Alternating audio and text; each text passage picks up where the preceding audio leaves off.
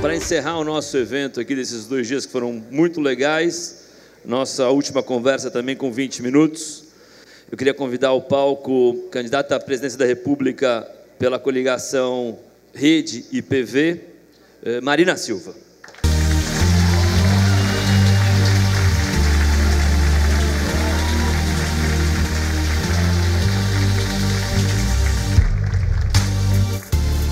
Procurando ali.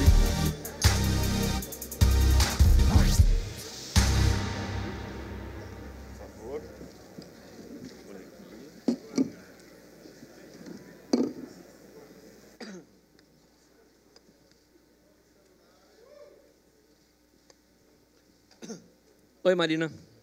Oi, Luciano. Você está bem? Estou bem, graças a Deus. A vida está corrida? A vida está bem animada. Eu posso imaginar. Bom, Marina, primeiro eu queria agradecer muito a presença, de ter topado em participar dessa conversa. O assunto é muito focado, então fica mais fácil da gente aprofundar um pouco mais as ideias. Fazendo um rápido resumo, a gente está aqui há 2 dias. Ontem foi o dia que a gente trouxe experiências internacionais de como a tecnologia escalou soluções para problemas que no Brasil a gente julga que serem muito importantes. Então, teve exemplos da Índia, da China, Estônia, Uruguai, Chile, foi super interessante. E hoje a gente trouxe o debate um pouco para o que pode ser feito no Brasil em saúde, em educação, em segurança pública, e eu acho que foi uma agenda muito interessante, que inclusive vai estar disponível para quem quiser.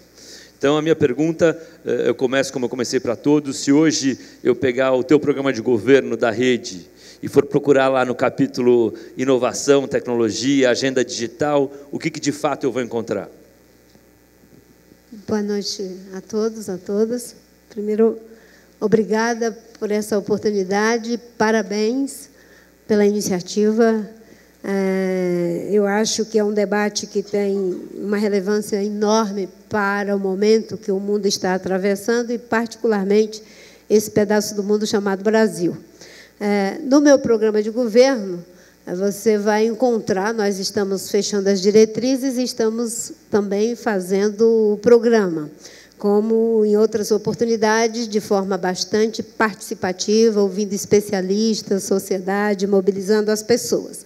Uma das coisas que vai encontrar é um grande enunciado da tecnologia para que a gente possa ter um Estado aberto e transparente. Ter um Estado que seja capaz de usar a tecnologia para que as pessoas sintam que ele é mais acessível e de que as informações e os dados podem ser utilizados a serviço da boa gestão, a serviço do contribuinte e para combater toda e qualquer forma de desvio. Isso é um dos nossos enunciados. No entanto, vai encontrar também que a tecnologia não é um fim em si mesmo e de que se ela for apenas uma tecnologia, sem a devida participação das pessoas na formulação das políticas públicas, você muitas vezes não consegue transformar aquilo em uma cultura. E é preciso que, antes de mais nada, ela ande de mãos dadas com o desejo, com o hábito, o envolvimento das pessoas. Uma outra coisa que você vai encontrar, e dentro disso, não é a questão da transparência, para que a gente possa ter uma sociedade que se envolve de forma previamente informada. Não basta você ter os dados. Hoje a legislação permite que você tenha acesso aos dados, mas as pessoas não sabem como usar esses dados. Então, é fundamental que se tenha um processo de mediação adequado para que o cidadão possa ser, como a gente usa na linguagem ambientalista, previamente informado, quase que previamente informado. E uma outra coisa é a tecnologia impulsionando os serviços públicos para que esses serviços possam ser mais acessíveis e de qualidade. E, nesse caso, Eu vi que várias pessoas já colocaram os exemplos aqui, como isso pode acontecer na segurança pública, como isso pode acontecer em relação à saúde, com o prontuário digital, como isso pode acontecer, inclusive, nas ações de combate a crimes ambientais. Depois eu posso até citar alguns exemplos de como nós usamos a tecnologia para ter os resultados que alcançamos, tanto na redução do desmatamento, como no aumento da proteção da biodiversidade e do envolvimento da sociedade em diferentes níveis a partir da tecnologia disponibilizada para as pessoas.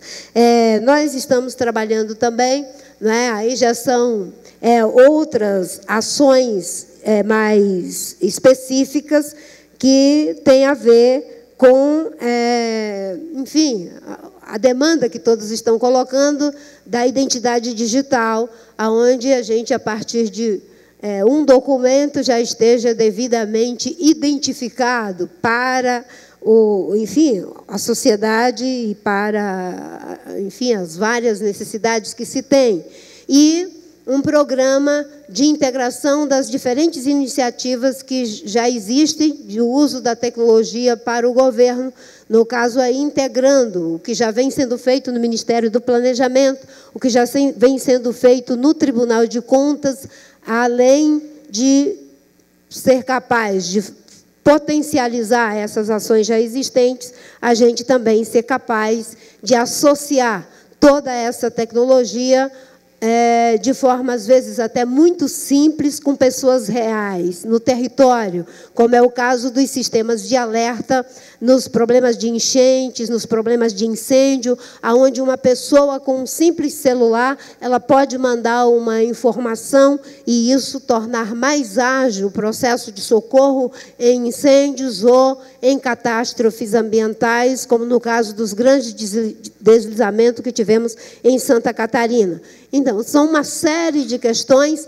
E, por último, nosso programa de governo parte do princípio de que boa parte dos problemas técnicos já estão resolvidos. O que nós precisamos é do compromisso ético de colocar a nossa técnica a serviço do Estado, a serviço da sociedade, a serviço do empreendimento, do conhecimento, da tecnologia, da cultura, da inovação, de novas formas de relação do homem com ele mesmo, do homem com a natureza, do homem com a gestão pública, do homem com suas empresas, com seus negócios, com seu sistema de justiça. Obrigado.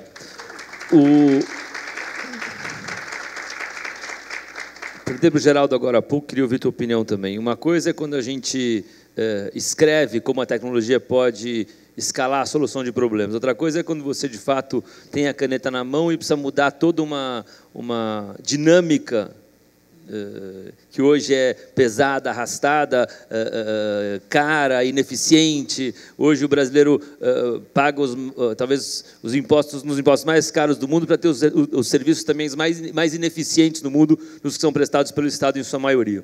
Como é que você consegue, eu fiz essa pergunta,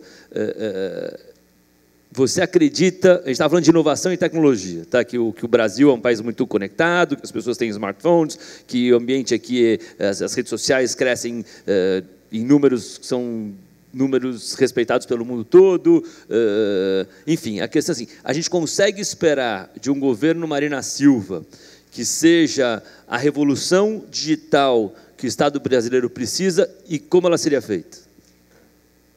Pode esperar que o governo Marina e Eduardo, que me dá a honra da sua presença aqui como meu... Obrigado, Eduardo.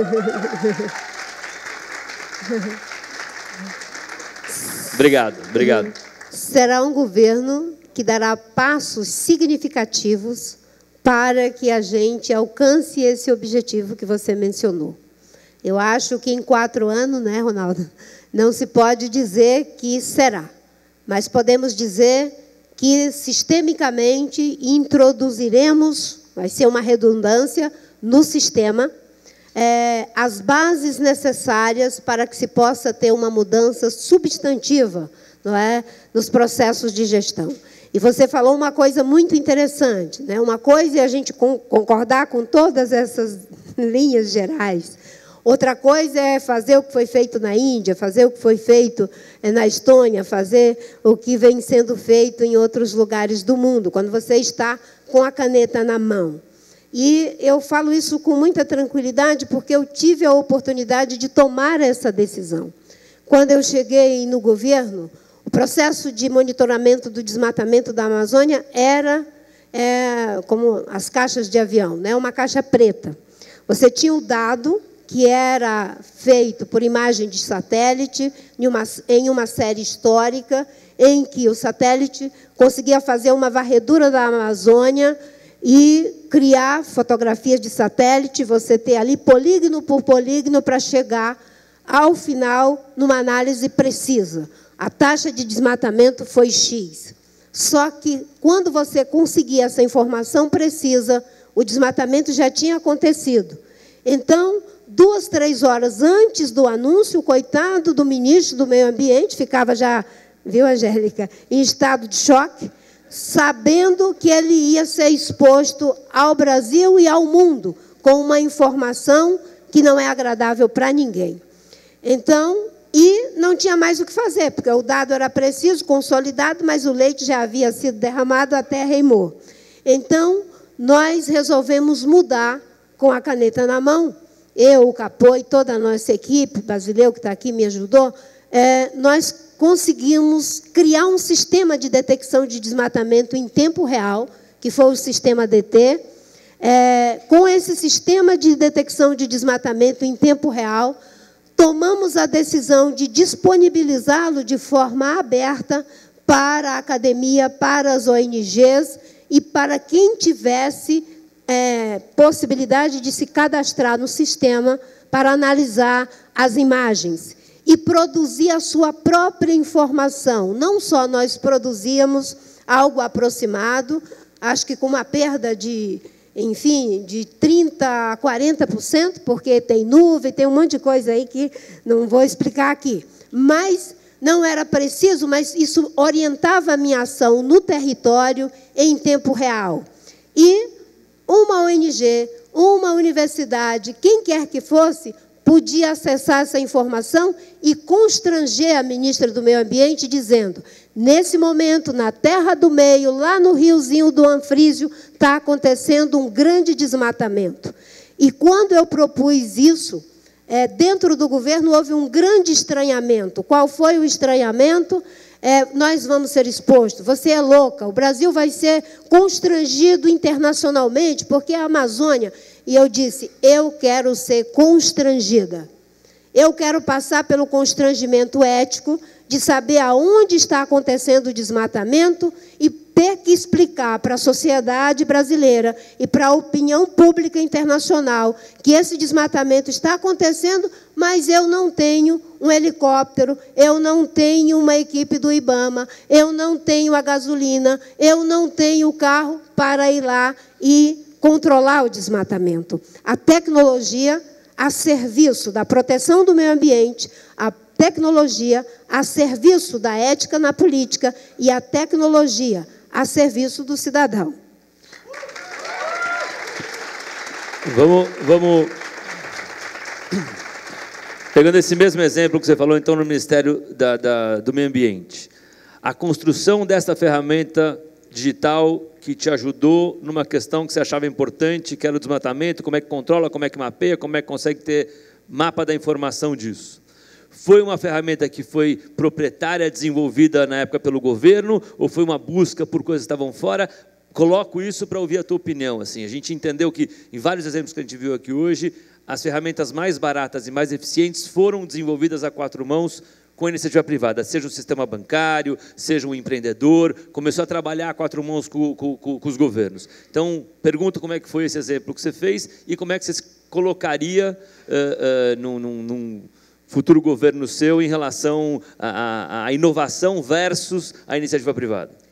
Bem, o que nós tínhamos era uma parceria Sul-Sul, que era moda falar na época no Ministério do Meio Ambiente, né? A parceria entre países emergentes, no caso Brasil, China, e isso foi um suporte tecnológico importante para nós, mas o que nós fizemos foi a otimização de uma tecnologia que era usada para uma função, criando, a partir dela, uma outra ferramenta. Nós tínhamos o sistema PRODES e criamos o sistema DT. O sistema PRODES fazia a detecção, enfim, do dado, daquela forma precisa, o sistema DT menos impreciso, mas em tempo real. E, obviamente, que eu acho que a gente pode trabalhar, sim, com a parceria. Existe o trabalho que vem sendo desenvolvido por essa juventude criativa, produtiva e livre em suas startups, mas existe uma tecnologia que também está disponibilizada em altíssima escala e nada impede que a gente possa combinar as duas coisas.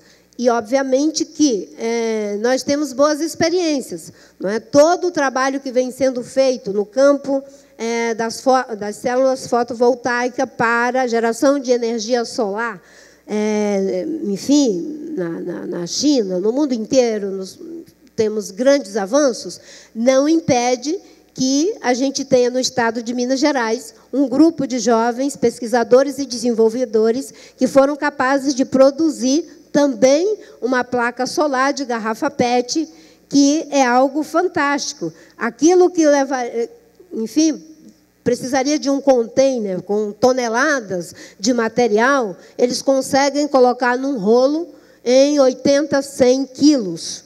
Ou seja, você pode combinar as duas coisas.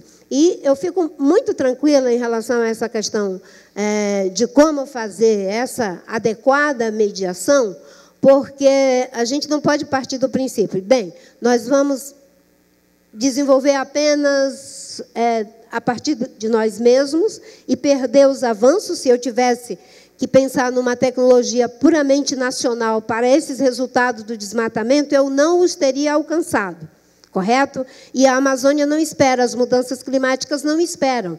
Depende do sentido de urgência, da emergência e da forma e do uso correto, como você faz, não é? Com os melhores custos e com os melhores serviços, com os melhores produtos, com os melhores materiais, em benefício da sociedade, valorizando sempre a possibilidade de que esses nossos jovens que viram o BNDES gastando milhões e milhões com investimentos que só criaram prejuízo e corrupção para o nosso país, imagine um pouco disso disponível para que os nossos jovens pesquisadores desenvolvam seus produtos, seus materiais, seus novos processos para melhorar a gestão pública. Marina, depois de mergulhar um pouco nesse universo que o Ronaldo e a Letícia me propuseram da tecnologia, eu hoje em dia, pessoalmente, tenho mais medo da informação do que os mísseis nucleares da Coreia do Norte. Eu acho que a informação, se ela não for tratada com seriedade, se não for usada por o bem, ela pode ser extremamente perigosa, haja vista o que aconteceu na eleição americana. Então, fiz essa pergunta e repito para você aqui, hoje em dia dá para tratar a informação como o novo petróleo. Tá? Se brincar a informação, o data brasileiro pode valer mais que o pré-sal. Então, eu queria entender como é que você enxerga o valor da informação e como é que você pretende tratar ela, se ela tem que ser regulada, como é que é esse ativo que você vai ter sobre o seu comando, que é a informação de toda a população brasileira. Essa grande profusão de dados e informação, você conseguiu a metáfora perfeita, é uma espécie de novo petróleo, a gente poderia transitar, é uma espécie de recursos hídricos de primeira necessidade. E poder lidar com isso, quando poucos têm o controle, não é, dessa informação, o cuidado, a segurança, a proteção dos indivíduos, a vulnerabilidade que isso cria para interesses que podem ser interesses escusos. Então, eu acho que é preciso, e nós trabalhamos com a ideia de criar um sistema para proteger os cidadãos, ao mesmo tempo que é desejável uma base de informação integrada sobre saúde das pessoas, sobre a ficha corrida das pessoas, sobre tudo. Você tem que proteger o cidadão, porque senão ele ficará vulnerável, não só do ponto de vista da sua privacidade, mas, inclusive, para se tornar presa fácil de interesses puramente comerciais, de interesses puramente que não tem a ver com o indivíduo, não é aquilo que ele deseja. Mas a informação é uma matéria-prima fundamental nesse início de século. E eu falo isso com muita tranquilidade, porque eu sou uma pessoa que vem de uma realidade bastante diferente. Eu fiz o meu batismo digital em 2009. Então você não é giga que nem o Henrique Meirelles. Não, eu não sou. Né? Eu não sou, mas eu sou uma pessoa que, ainda que tenha nascido no meio da floresta e ficado lá até os 16 anos, praticamente isolada, mas eu me comunicava à velocidade do som. Me comunicava à velocidade do som. E isso é uma demonstração que tecnologia também não se separa de tradição, e de que a tradição, o saber narrativo, tem muito a ensinar à tecnologia. É muito bom a gente contar com os avanços tecnológicos mais elevados do saber científico, dos dados, dos postulados denotativos de certo ou errado, mas é muito bom entender que existe uma outra ciência, que é a ciência do saber fazer, é a ciência do saber escutar, é a ciência do saber perceber. Então, eu gosto muito de uma frase de um psicanalista italiano chamado Mario Aletti. O Mario Aletti, ele diz que o homem aprendeu a usar a força dos ventos em benefício da navegação muito antes de saber sobre as leis da dinâmica eólica. Nós levamos quantos milhares de anos para descobrir as leis da dinâmica eólica? No entanto, o saber narrativo das pessoas, a partir da sua relação com a natureza, aquilo que se chama conhecimento associado a recursos naturais, já sabia usar as forças dos ventos para navegar. E assim e é isso que é a base do conhecimento científico, aqueles que sabem olhar e perceber, ouvir e compreender, e depois isso é transformado em uma lei e uma fórmula. Muito bem. Marina, para encerrar nossa conversa, para encerrar esses 2 dias de evento aqui... Nossa, já acabou. Foi rápido. Foi rápido.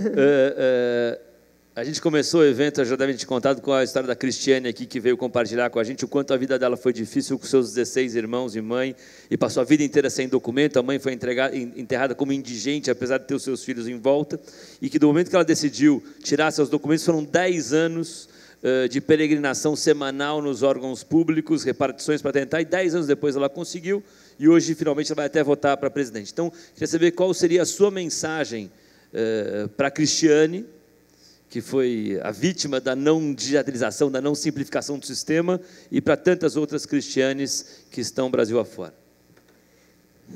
É uma realidade que me toca profundamente. Eu vi pessoas que morreram sem ter uma identidade, um registro de nascimento, né? Sequer... o único documento que a gente tinha era o batistério. Por incrível que pareça, a Igreja Católica, não é? Ela conseguia, fazendo as desabrigas, pelo menos uma vez por ano, ou a cada 2 anos, passar nos rios, e todo mundo conseguia ir para se batizar, e tinha pelo menos o batistério. Não é? Mas a maioria das pessoas não tinha um documento. Minha avó veio ter um documento já com mais de 80 anos de idade. Então, isso é algo que me toca profundamente. E aí que eu digo, se a gente até tem a técnica para que ela tenha o documento, a gente não tem a ética que disponibiliza os meios para que nenhuma pessoa, em pleno século XXI, continue sem a sua identidade, sem estar, digamos, identificado legalmente perante o outro. Então, colocar a nossa ética a serviço da sociedade, com a tecnologia disponível no tempo e prospectando aquelas que podem estar além do nosso tempo. Por isso que eu defendo a ideia não do Estado puramente provedor, do Estado que faz tudo para a sociedade e ainda faz o resto, ou do Estado que é puramente fiscalizador, mas de um Estado que seja mobilizador, que mobilize o melhor da iniciativa privada, o melhor da academia, o melhor de si mesmo e o melhor diversidade da sociedade. O professor Metzenberg, ele fala que a sociedade deve se apoiar em 3 pilares, né? O setor público, o setor privado e o setor plural. E eu posso ver que hoje a maior contribuição para a inovação da gestão vem do setor plural, e eu sei que o Ronaldo, a Ilona, você e tantos que passaram por aqui trazem a contribuição do setor plural para reinventar o Estado, para reinventar a política e para que a gente possa fazer aquilo que um filósofo gaúcho dizia: a gente tem que mudar o mundo e depois mudar o mundo mudado. Senhoras e senhores, Marina Silva. Queria...